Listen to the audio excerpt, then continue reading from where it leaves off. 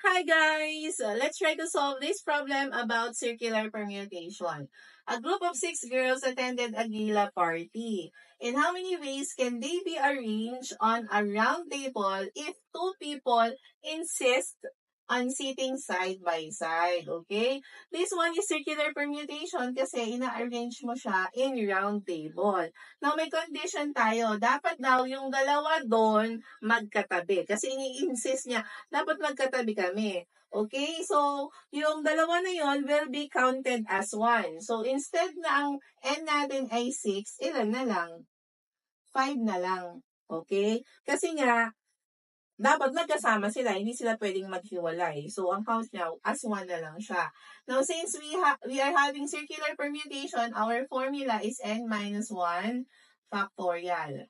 Okay, ang n natin ay 5 minus 1 factorial. So, 5 minus 1 is 4 factorial. And 4 factorial is equal to 4 times 3 times 2 times 1. 4 times 3 is 12 times 2 is 24 times 1 is 24. Pero hindi pa ito yung final answer. Dahil yung dalawang tao na nag-insist, meron pang dalawang ways yon. Pwede kasi silang mag-switch ng upuan. So, this 24 should be multiplied by 2 pa. Yung dalawang nag-insist na magkatabi sila. So, 24 times 2 is 48. So, there are 48 ways. Ang dali. Now, you try. Paano kaya kung 10 yung girls? O, isolve ninyo ha. 10 girls attended a gala party. In how many ways can they be arranged on a round table if two people insist on sitting side by side?